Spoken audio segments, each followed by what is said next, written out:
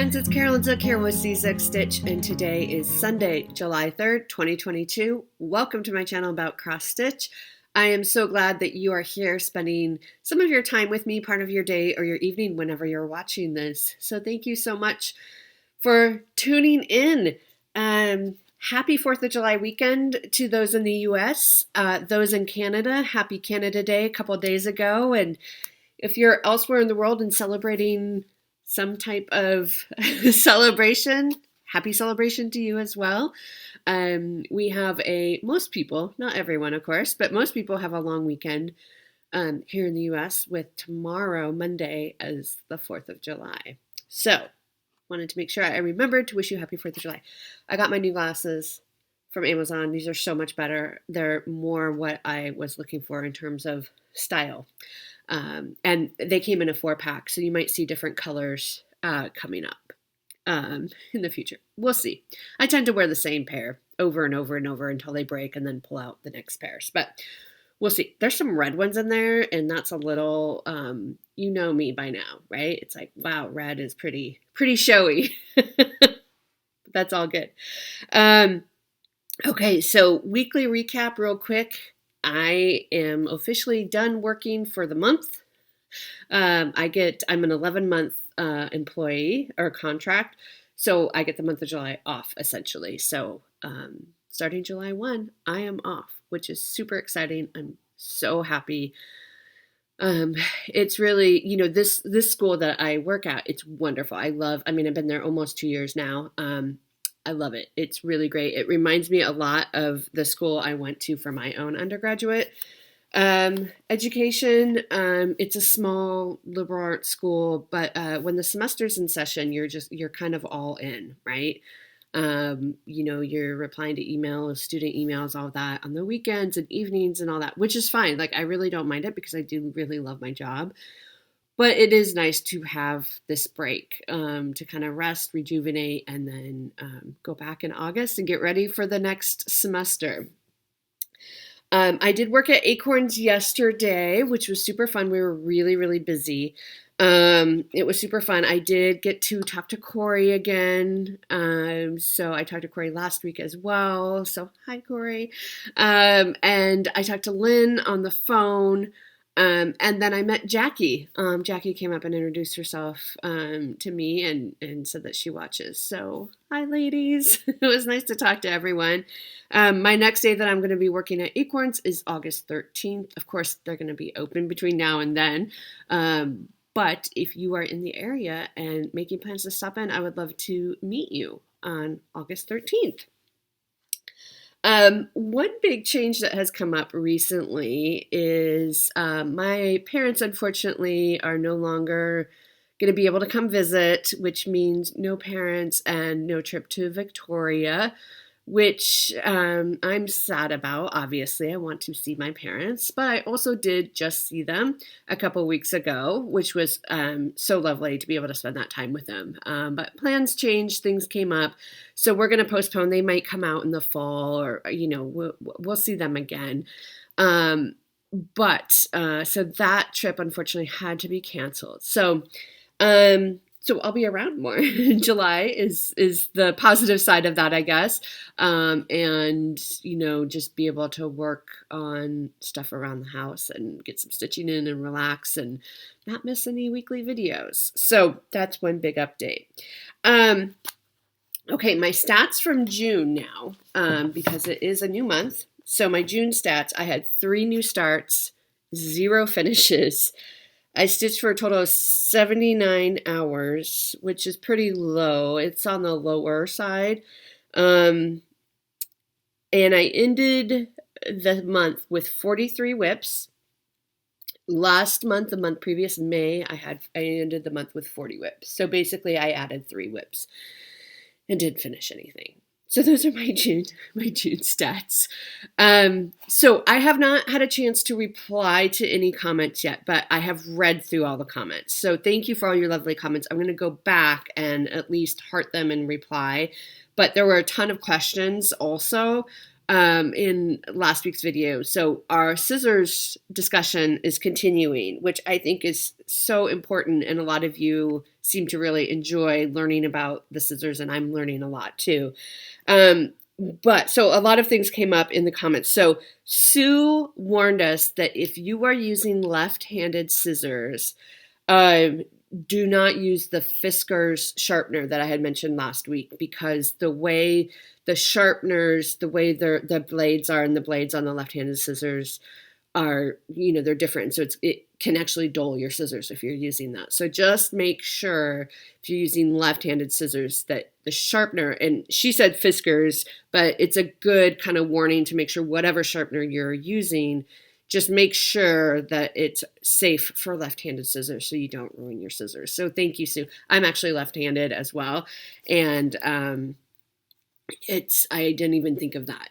So thank you very much for mentioning that for us. Last week I showed a pair of scissors. Nancy sent it to me, and I'll insert the picture here again. These are scissors that she uses for frogging. And you can see the little dip in the scissors, and that's what she uses to put the stitch under and snip it. And we didn't know the name of them. She got them years and years ago. But both Catherine and Nancy said those are suture removal scissors that they use in the medical field. But they work just fine because you're only getting that particular stitch, right? So that's really interesting. So suture removal scissors might be something that you want to look for. If you're looking for frogging scissors, specifically, look to see. I have no idea how much they cost or anything like that, but for stitching, you wouldn't need to worry so much about medical grade, right? Because you're not putting it next to your skin or an open wound. It's going on your stitching, right? So that's something to think about. Suture removal scissors. So you can do a search for those. So thank you, Nancy and Catherine, for letting us know. So that leads us into a few questions I had about frogging, actually. So Karen asked, when you frog, particularly like a larger area, and the fabric threads have eased so much that the holes end up bigger, is there any way to fix that? I don't know, Karen. I don't know if that's ever happened to me where they have eased so much that the holes are big enough to make a difference in the stitching. But if some of you have any tips or ideas of how to rectify those bigger holes from frogging, please put them down in the comments and we can talk about it next week, because that'll be really interesting to hear what comes up. I haven't really noticed, maybe slightly, but like nothing that once I stitch over it, it's not noticeable. So, especially if you're using something like Aida, which is a stiffer fabric, even the softer Aida, I think it's going to hold its shape better than like a linen would. But let me know if you have suggestions for Karen on the fabric holes getting bigger. Thank you, Karen, for that question. Jenny asked, when you're frogging, how do you anchor the threads if you're snipping the tops of each thread? So for me, because she was saying, I've heard that some people snip the tops of each thread, which makes it a lot more efficient than, just using a needle and picking out each stitch. I do tend to snip the threads. I don't necessarily snip every single thread that needs to be pulled out. I just snip, if it's like a section that I'm frogging, I might snip every 3 or 4 stitches. So I do a mix of the snip and pick out, right? So I might snip a couple of threads, pull that out, and then I'm left with a little bit of a tail that I can then anchor down in the back, just making sure when I restitch it that the stitches goes over that. That's how I do it. You can always also pull the thread through. There's devices, I can't remember what they're called, but there's little devices where will help you hook like a very short piece of thread, help you hook it through the back. I've never used them.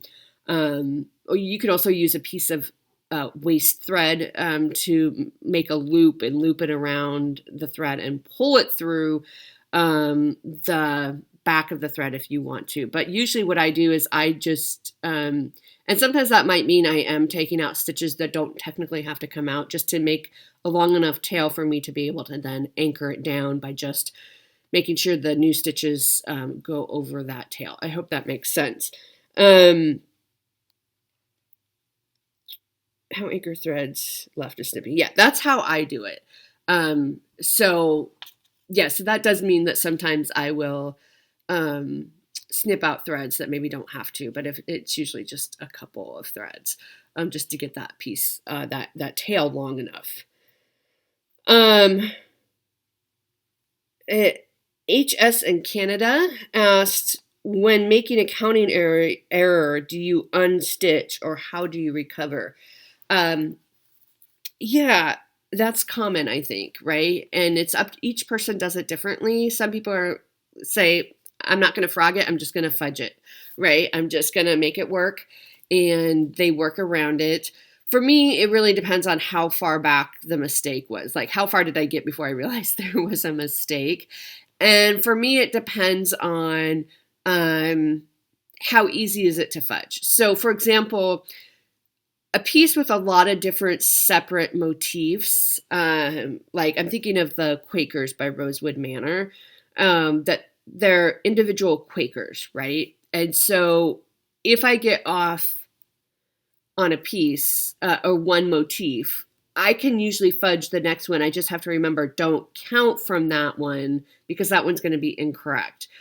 So I just need to make sure I'm adjusting in that way. But that's a lot easier to do than a piece that is, say, full coverage, for example. Not even a hay, but like just a section, let's say, that is full, that is a lot of stitching in one area.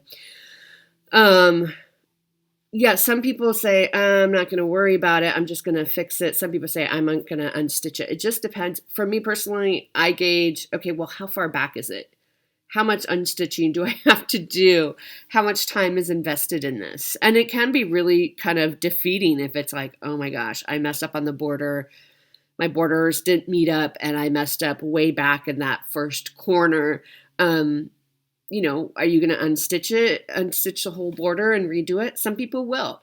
Other people say, I'm not doing that, I'll make it work, or it'll be a little bit off. You know, all these samplers that people are reproducing today, a lot of designers are doing sampler reproductions, they have mistakes in them. These little girls that were, 9, 10, 11 years old stitching, they made mistakes. And a lot of the designers who are reproducing the samplers will keep those mistakes in because that's being true to the work. So it's really up to you how you feel about it and how you want to handle that. For me, how recover? I really liked how you asked that. How do you recover from it? I mean, part of it is just having to remember, hey, this area is off. So when I'm counting to the next section or the next area, you might have to adjust. And if you're okay doing that and your math is really good, then that's perfectly fine. I mean, there's really no rules, right? You can have mistakes in your work. My works have mistakes in them. I think a lot of people's do. And it's also a matter for me of, okay, I know this is wrong according to the pattern, but is anybody else really going to know? Probably not. So it just depends on kind of your philosophy. I hope that helps. I really hope that helps, Jenny, but let me know if you have additional questions on that. Other comments and questions. Susan said that she has wanted to try a Hockran Hollow, but she's afraid it's going to be too hard. And I will say Hockran Hollows are not hard. There's minimal back stitching in them. They are all full X's. Very minimal back stitching. So if you can make an X, you can do a Hockran Hollow. It's more about tenacity, right? They're big pieces. They take a long time. But if you're okay with that, it's just cross stitching, right? And I think that's what a lot of people say about any projects that seem hard or big. It's not hard. It's just going to take a while. They're actually quite easy to stitch on because there are blocks of color. So there's not, they tend not to be super confetti heavy or anything like that. And I find them quite relaxing to work on. They're kind of like this, I think I've said before, they're this comfort piece for me, right? They're easy.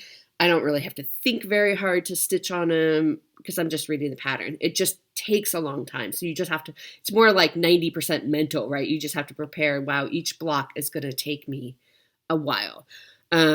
So other than that, they're just X's and a little bit of back stitching in some of the blocks, but that's all they are. So Christy asked, we were giving away, and I'll do the giveaway in a little bit, but we're giving away this booklet by Teresa Kogut, Let Love Rain, courtesy of Jessie, who sent it to me. Thank you so much, Jessie. Christy asked, what fabric would you use for Let Love Rain? And they do tell you inside what they use for the called for. There's this little heart that says, you'll never know, dear, how much I love you. The called for on that was 40 count Saturn by Be Stitch Me. The actual, this chart, that's the Let Love Rain chart, was stitched on 40 count Grandma's Slip by XJew Design. Basically, and you can see it clearer up here. It's like almost like a platinum. There's a fabric out there called platinum. Like, I can't do 40 count, but if you can use the called for. Whatever color you choose, though, I would suggest making sure it has some the brown undertones in it, because this chart, as you can see, has a lot of browns going on. Like even the grains here, you can see they have brown undertones. And so the fabric that you pick, which might be hard if you're just looking on a screen and you're not able to get in person where you would be able to see it. But I would say if you're picking something other than the called for, just make sure it has some brown undertones, because there's a lot of brown in this piece. So I'm thinking like a platinum would be really pretty fabric, and that tends to have a little bit of brown undertones in it as well. So I hope that helps, Christy. Okay, we'll put that there. My table is very full. Dawn asked me, why do I have thread, or why do some people have thread left on the front of their fabric? So she's talking about when I'm stitching a Haid, and my cat alphabet, which I'll show here in a minute, had some threads hanging down.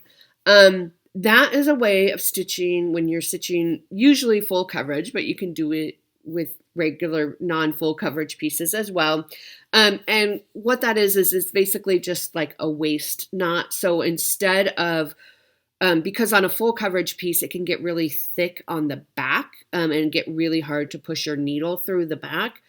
So what some people will do is they'll just, instead of ending a thread by running it under a few stitches on the back on a Haid or a full coverage piece, they will just pull the thread through, maybe 10, 15 stitches away from the area that they're working on, and just pull out their needle and rethread it with something else. And so that's the pieces that you see hanging off the front. Some people are very meticulous and it looks super nice and like even rows and all of that.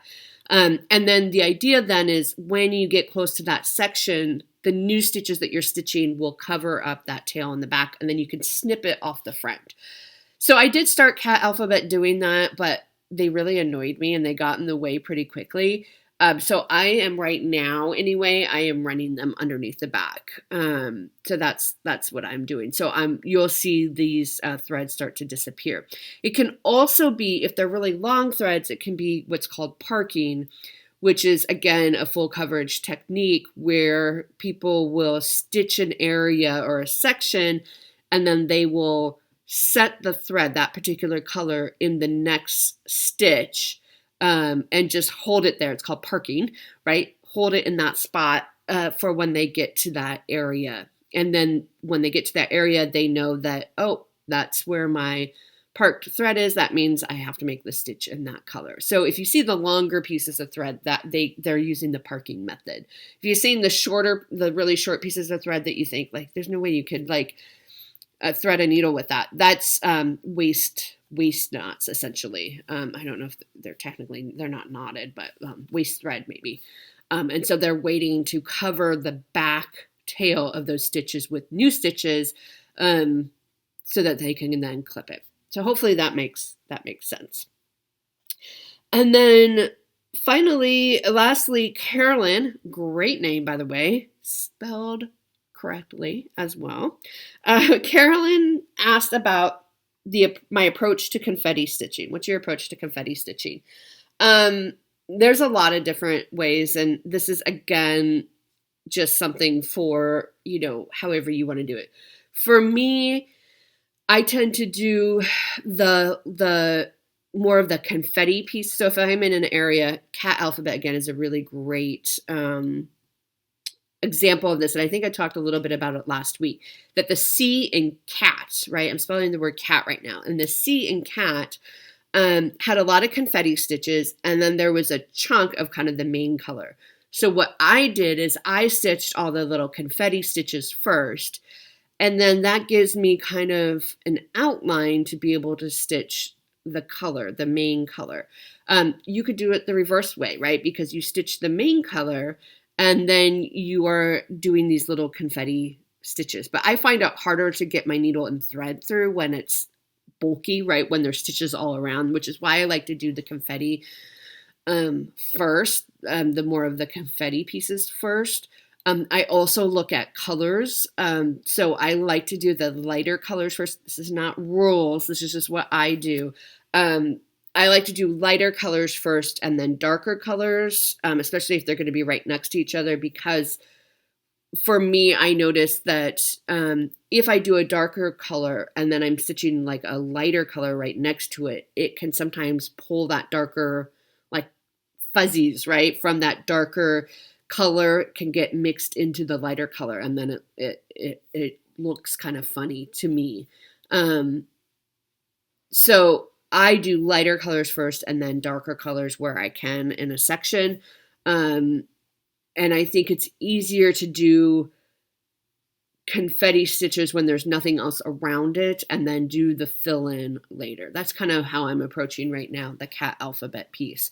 And then I'm also at a point where I'm having some ninja stitches in certain areas in cat alphabet as well. So I'll tackle those.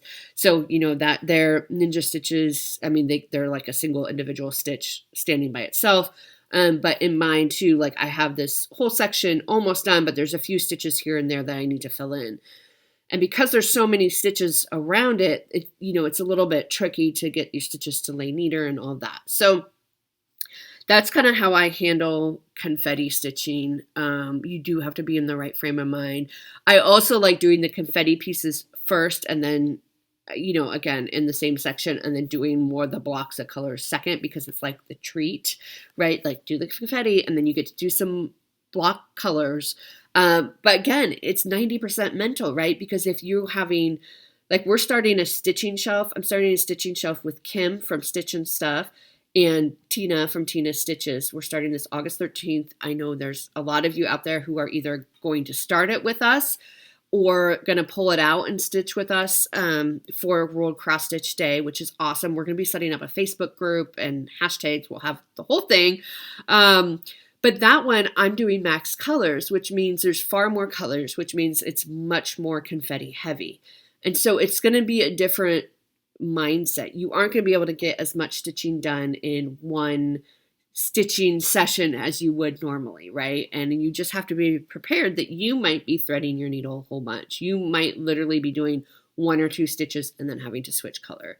And so for me, that's a different skill in a way, right? Then it's like a different mental skill than how I approach my other stitching. And so Shelia from Sunshine Stitchers often talks about this is her year where she's pushing herself and trying to learn new techniques and things like that, which I think is great. And that's kind of how I'm seeing a stitching shelf for me as well.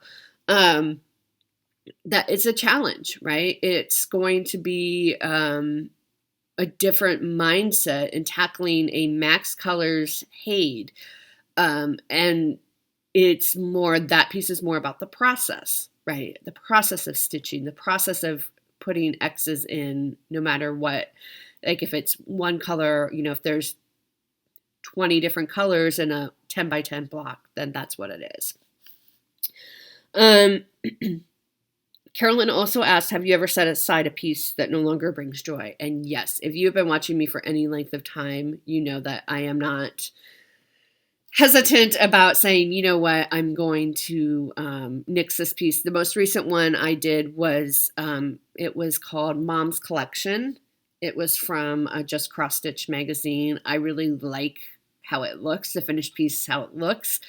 I did not like, it called for 25 count fabric, 2/2, which is just way too big. I did not like that. And I got to a point where I was far enough along that I was like, I really don't like this. I don't love it enough to be like, oh, I have to restart it immediately. Some projects I'll be like, oh, I love this so much, I need to restart it. This one I just said, you know what? Maybe I'll go back to it someday. Maybe I won't. It's one of those pieces that when I thought about kind of saying UFOing, it's called, right? Just letting it go, it brought so much more relief to me than like sadness, if that makes sense. And so that tells me that that was the right decision. But yes, there have been plenty of projects I said, I'm not doing this. I'm letting this one go, or I'm going to restart this one. Yes, I absolutely do that quite frequently, I feel like. And then her last question, and I can't help her with this. So again, I'm going to ask you as our community to help make your recommendations for Carolyn, and we can talk about it next week. Portable magnifier lights that would be great to take to a retreat. I don't use a magnifier light, so I can't make any recommendations for that, but I bet there's a few of you out there that do. And so if you want to let us know what you use and what you like about it, that would be fantastic. And Carolyn and myself, Carolyn, we would both really appreciate that. So let us know if you have great recommendations for portable lights. We are 27 minutes and we haven't even, we've been talking about cross stitch, but we haven't actually seen anything. Okay, I think I got all the questions answered. So thank you all so much for your lovely questions. And it's so much fun. I feel like I'm learning so much and I love having these discussions with you all. Let's look at some stitching. So first, I have a huge FFO. It came back from the framers. It is Harbor Haven. I have it here. You're not going to be able to see it very well here, but I took a video, which I'll insert here in just a minute. But I'm really scared to hold this up. It's amazing. It's absolutely amazing. It's super long. It's like 44 inches long or something. It's really hard to show you. But look at the frame. The frame is perfect. I love how it brings out the trees, like that dark, sorry about the reflection. There we go. The tree trunks it really brings out, but it's also neutral enough.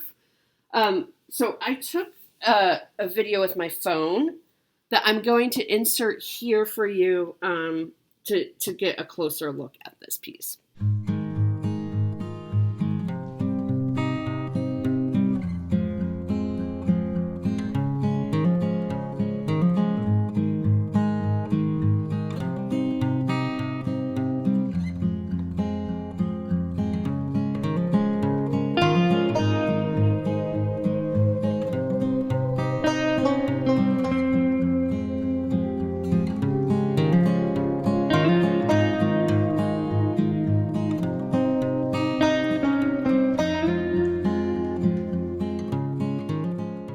Isn't it amazing? I gasped when I picked it up from the framers. I picked it up on Friday, I think. It was ready.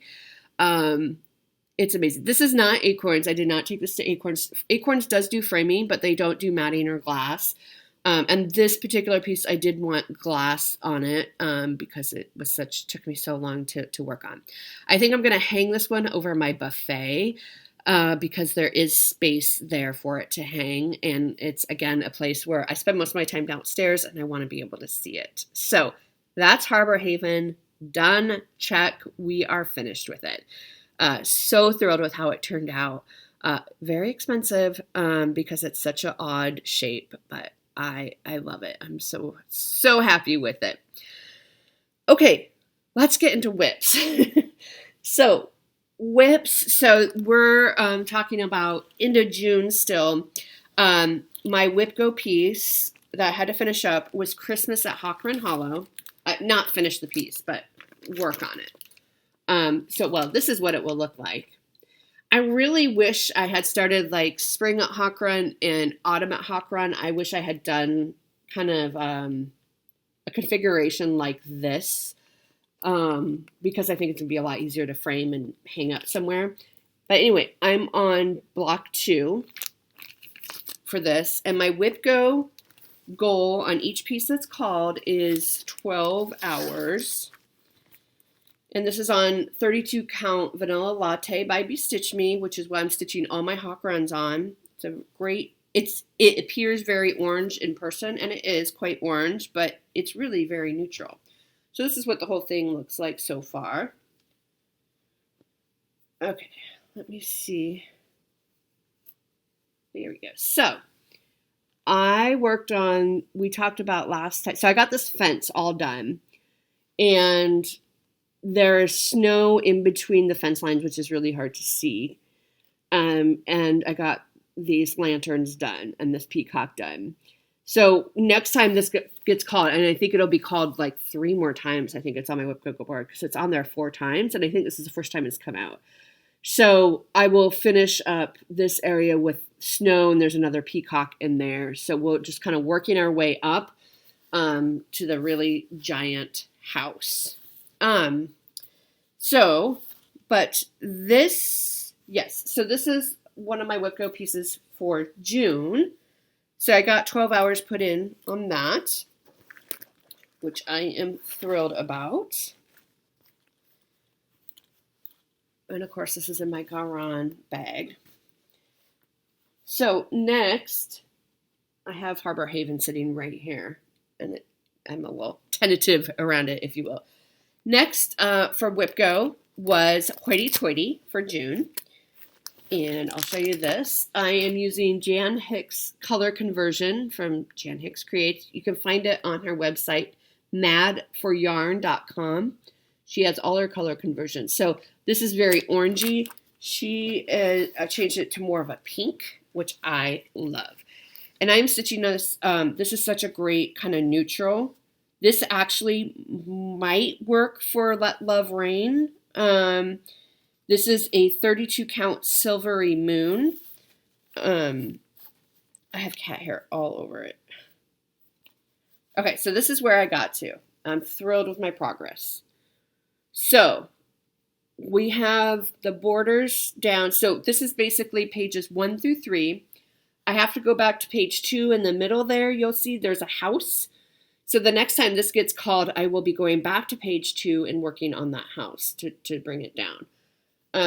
What I worked on was I did this border from right here. I always think of this as a butterfly, but I think it's actually a flower.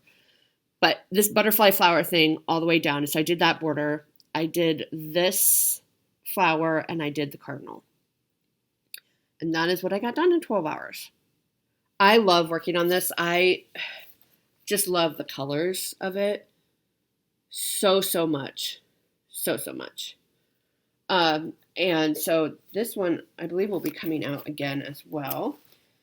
Maybe even a couple more times. But that piece actually got me my first Whipgo, which I will show you as evidence. So this is what our board looks like. So the orange is our first diagonal bingo, or Whipgo. So that's the first one. So that's exciting. Hoity Toity is on here just one more time, I guess. And Christmas at Hawkran Hollow is on here 3 more times. So we'll be seeing that one a lot the second half of the year. Then I worked on cat alphabet. I told you last week that I am participating in the Tour de France challenge for the month of July through Full Coverage Fanatics. And this is just where you stitch the number of kilometers that the race is that particular day, or the leg of the race. That's how many stitches you stitch. And you can choose doing all of them, which is the yellow jersey, which is what I'm doing, which means you end up with 3,356 stitches at the end of the month. Or you can do the sprint stages or the climbing stages, which are fewer stitches as well. So Cat Alphabet is artwork by Irina Garmashova. It's charted by Michelle at Hayde. This is what it will look like. I am way up here in the corner. So the C is pretty much done, and then I went over here and started filling down here. I'm hoping that mouse will come in pretty soon. So this is where we're at. So the C is done, and then you can see some green coming in here. So that's what I've worked on. So this challenge started July 1, so I've only worked on this for 2 days. So all these green stitches you see is what I've done. But it'll be really fun to see how much this grows over time, or over this month. This is one of those waste threads that we were talking about earlier. This one's just getting in the way, but it's not quite covered enough yet for me to clip it. And you can see I've done away with the others because I'm just going to pull them through the back so that now I have a clean slate on here to work on. But that is Cat Alphabet. So far, I have stitched 326 stitches, and I've only needed 216. I'm working a little bit ahead because who knows what will come up later this month, right? Or like burnout and all that. There are a few rest days, and this challenge only goes through the 24th, I think, but I'm kind of giving myself the whole month if I need it. That was kind of my plan when I thought my parents were coming, and, I don't get as much stitching done, and when we were going to Victoria and all that. So I guess there's no more excuses. I'm getting this one done. But that'll be fun. I'll be really looking forward to seeing the progress on that piece. Okay, next up. Oh, so for Cat Alphabet, I am now at 0.94% done. So I'm really close to 1% done, which I'm super excited about. So that's another great way to measure progress on that Hayde. Okay, so moving into July then, I pulled out Glory to the Newborn King, which is a Stony Creek piece. This is for the N in our acrostic this month, which is honor.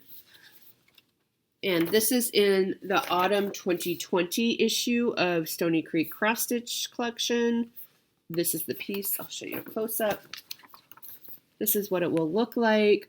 Tons of beads and bling and all that good stuff in there.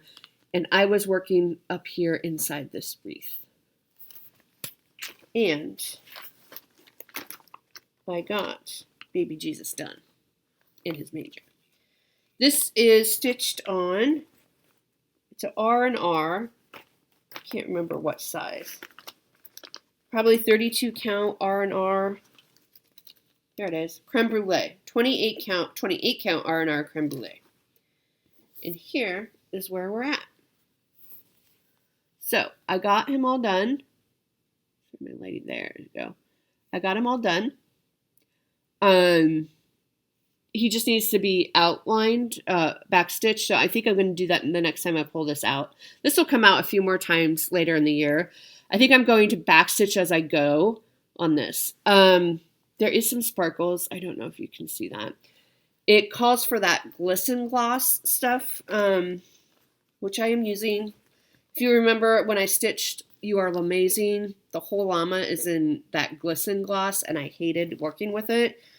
Well, I already bought it, and it called for in this, so before I realized how much I hated working with it, I have it, so I'm going to continue to use it, because I did not learn my lesson last time. So yeah. So I'm going to struggle with that again because I didn't learn my lesson. But anyway, so that's Glory to the Newborn King. It stands for N for newborn for our monthly acrostic.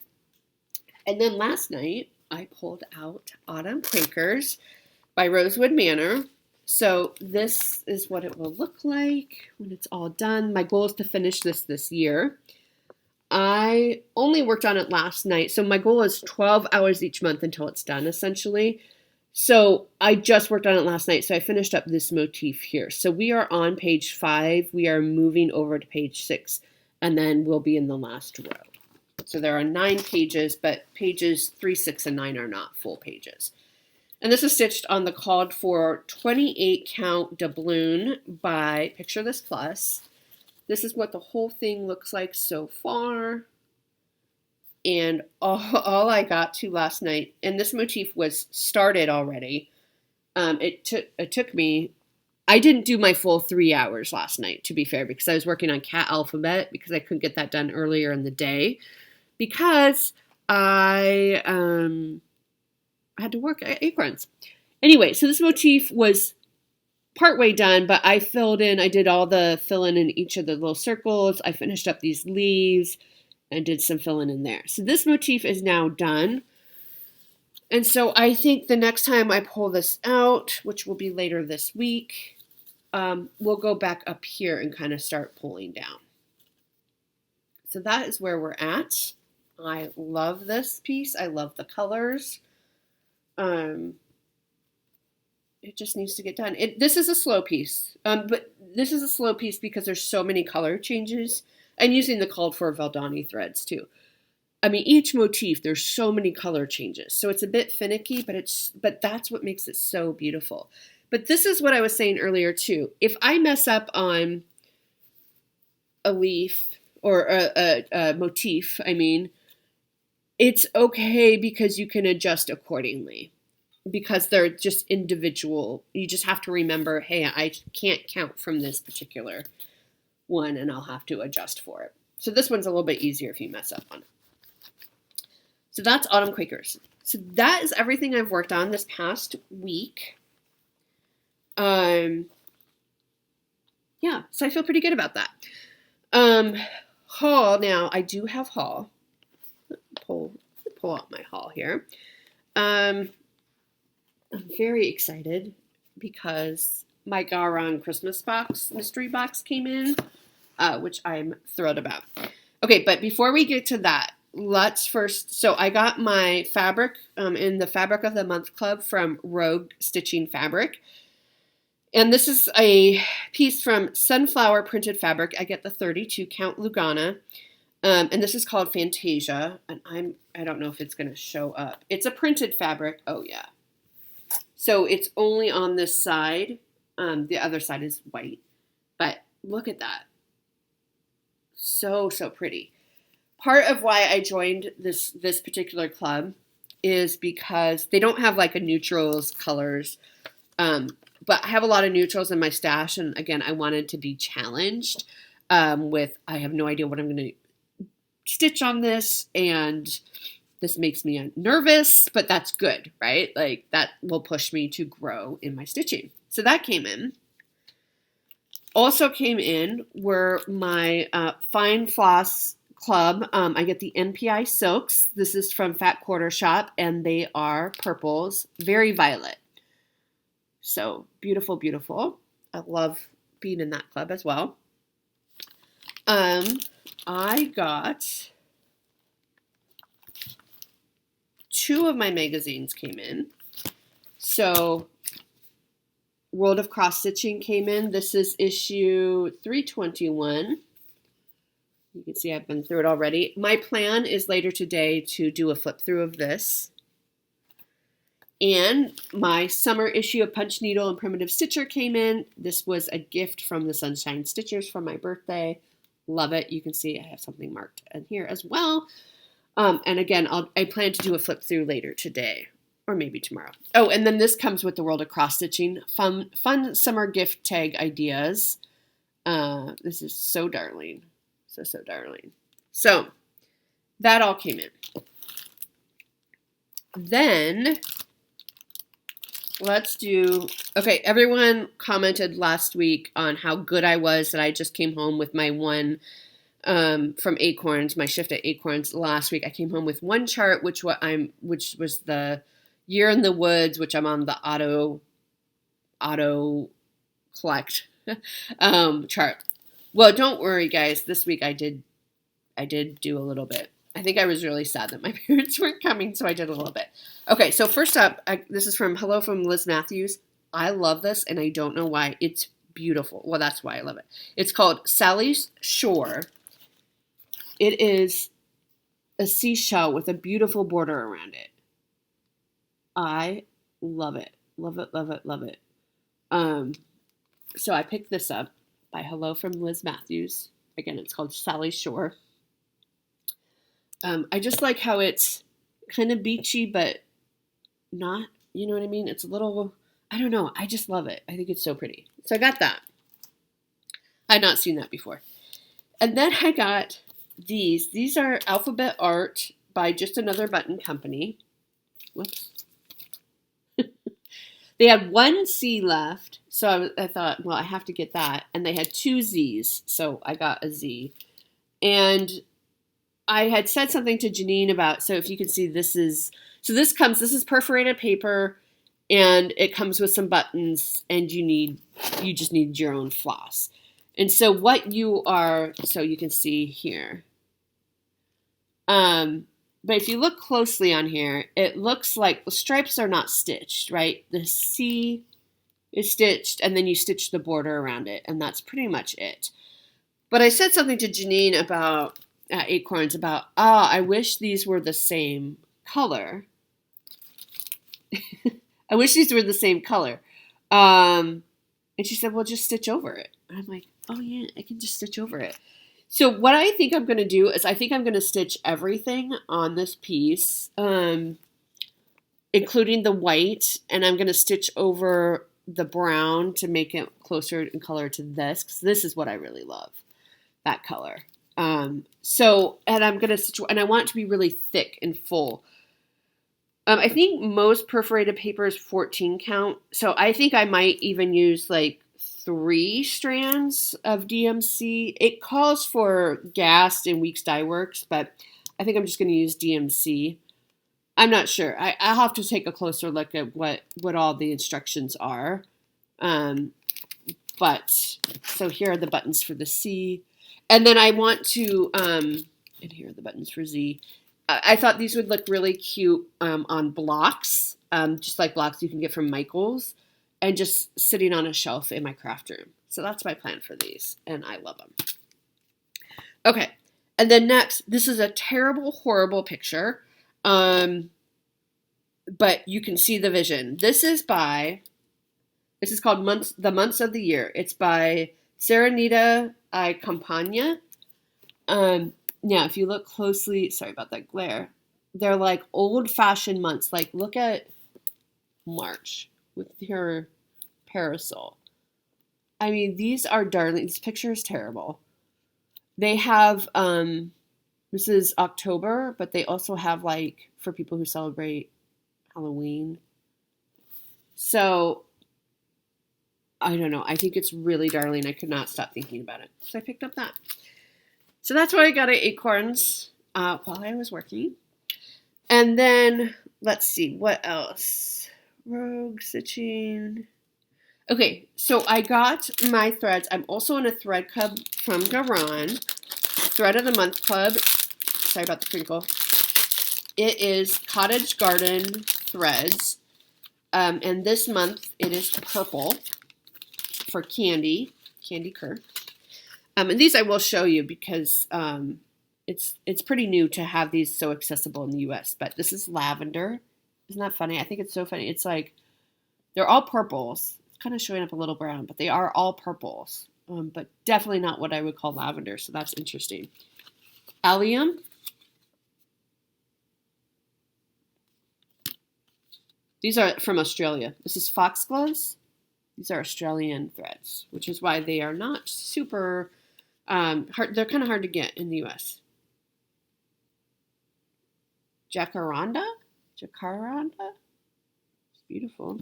Sorry about my mispronunciation. And amethyst. So, I mean, look at these colors you have to play with, right? Well, I'm not. How about if I hold them by the top? So, love them, love them, love them. So that came from Garon. And then the Christmas box. I believe they still have some left. So if you like what you see here, go over to Garon Stitchery and pick up your box because this is amazing. I squealed. It was awesome. I did already open it. Candy did a box unboxing where she hadn't opened it yet. It came all very nicely packaged. Things were wrapped like Christmas presents. I demolished it. You do get a letter that explains what everything is, which will be helpful as I explain it to you. So if you do not want to see what's in here, fast forward about, I don't know, 5-7 minutes or so. If you don't want to be surprised if you're still waiting on yours. But if you want to know what's in it to decide if you should get it or not, you should stay tuned. Okay, so first up, we got a project bag with Santa on it. And the inside is that fabric. So cute.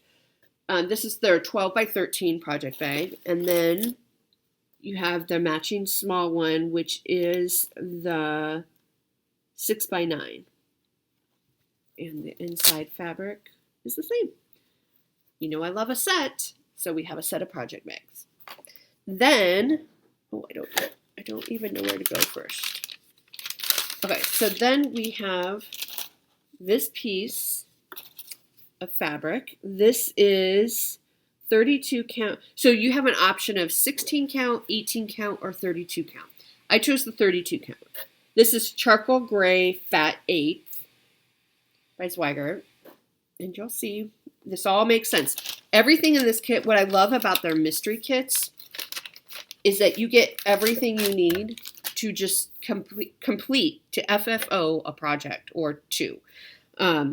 So that's what I love about these bags. Okay, so we have here a by My Big Toes Designs. This is a what do they call it? A thread keep that was designed just for them by My Big Toe Designs. So that's darling. See, like, this is some of the packaging.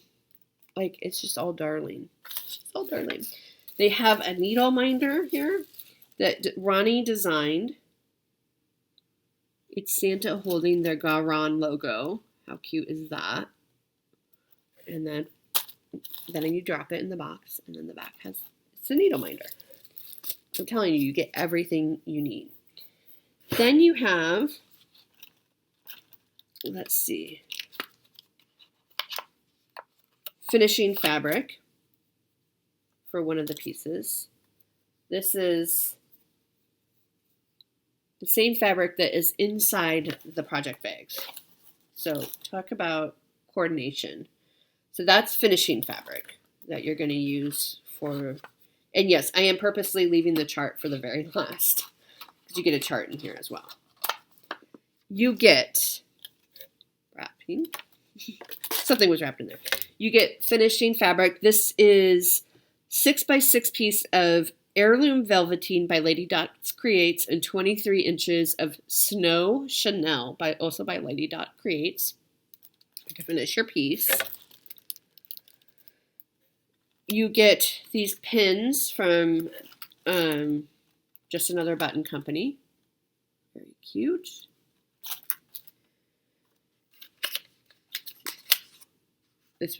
This had something in it. I can't, maybe the pins were in this.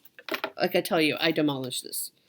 This might be my favorite thing in the box. It's the sticker of Gary from way back in the day when they had, what do they call them?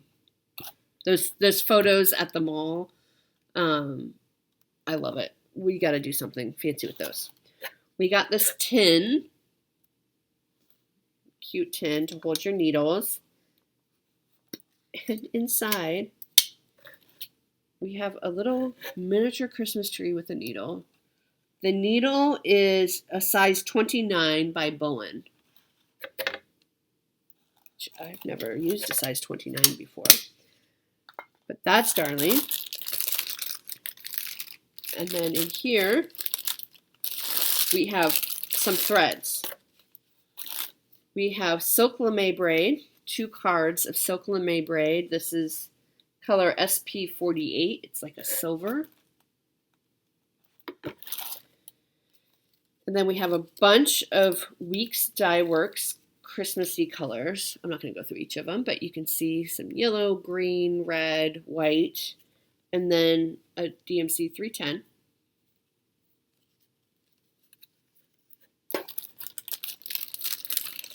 And again, this is where you get to pick 16 count, 18 count, or 32 count. I have 32 count. This is Fabric Flare. And this is a really pretty, oh, that color. Yeah, it's like a pretty khaki color almost. This is Stone. It's called Stone. It's really pretty. And this is Fabric Flare, so it's printed on one side and likely not printed on the other. And then the chart. This is by Rosewood Manor. And oh my gosh, I love it so much. Are you ready? Get set. Here's the chart. It's Santa with Quakers inside, you guys. Oh my gosh. You see the outline of Santa, and then all the Quakers inside, and then the ho, ho, ho. You can pull out the ho, ho, ho. I mean, you know, with her designs, if you've ever had her design, she gives all sorts of ideas of how you can mix it up. So you also, so that's what the Fabric Flare fabric is. But you also, remember we saw that charcoal fabric. You could stitch this piece and the Chanel for the finishing, and the velveteen for the backing goes on this. But you get all the threads, you get the needle. I mean, really, if all you need is your hoop or your Q-snap, and you're ready to go. So I love this. I think they blew it out of the water, as they have done with their other mystery boxes. I am so excited. I think they are doing a start on this. I'm not going to start it right now because I have a lot of other things started. But I am so excited to have this in my stash and to start it one day. Again, I mean, can you even? Glamour shots. That's what they were called. Glamour shots. I mean, I love them. I love their business. I love it. They're great human beings. So congratulations to Gary and Ronnie. And I think you should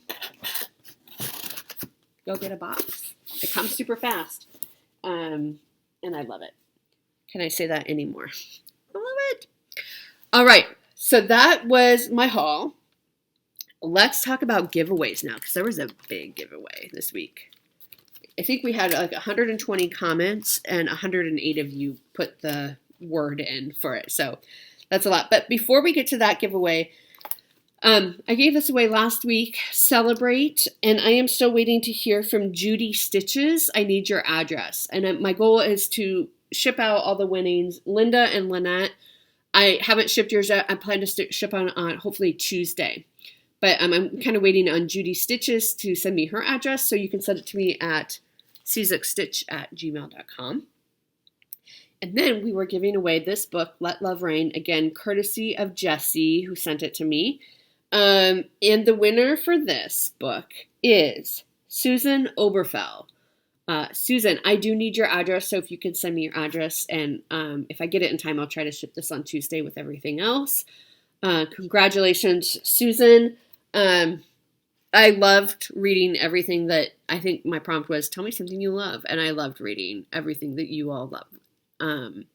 It was so much fun and such uplifting. So if you need an uplifting moment, just read through the comments about different things that people appreciate and love, People are saying my husband of 52 years, you know, my animals, my kids. Like, it's just a really lovely, lovely thing to remember. Okay, so congratulations to Susan. Okay, let's go to plans. This is going to be another long video, but we have such great discussions. So I hope you don't mind. Plans. So the Whipgo numbers for July were called. They were called after I posted my last video. But it's number 11 and 18. So number 11 for me is Death by Cross Stitch. So we'll be seeing that one again. And Winter Quakers. So we'll also be seeing that one again later on this month. I'm going to continue working on Cat Alphabet for the Tour de France.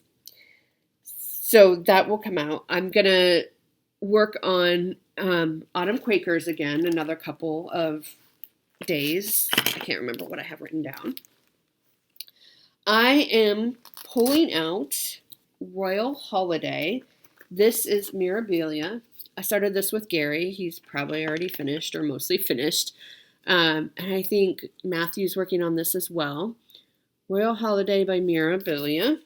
I did not write down what I'm stitching this on,